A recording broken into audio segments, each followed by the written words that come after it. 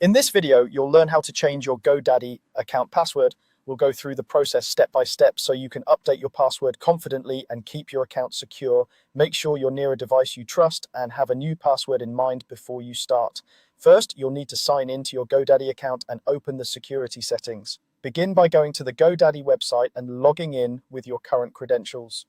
Once you're signed in, look for your account settings or profile area, usually found near the top of the page. From there, navigate to the security section or a page labeled something similar like security or account security. This is where GoDaddy keeps options related to your login and protection settings. After you've reached the security or account information area, you'll want to find your password settings. Look for a section called account information or security. Within that list, you should see an item labeled password. Next to it, there will typically be a link or button that says edit or change. Go ahead and click that. This tells GoDaddy you want to update the password associated with your account. Now it's time to enter your new password. You'll see a field where you can type your new password.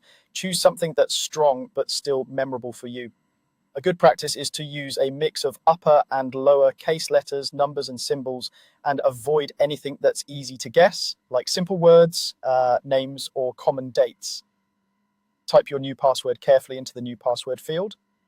Right below that, you'll see another box, usually labeled confirm password or confirm new password.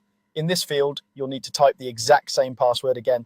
This step helps catch any typing mistakes and ensures that what you think your new password is actually what's being saved. Take a moment to type it in slowly and double check that both entries match. Once both fields are filled out and you're confident they match, look for a button to save or submit your changes. It might say save, update, or something similar. Click that to finalize your new password. If the two passwords don't match, the site will prompt you to correct them, so be prepared to retype if needed.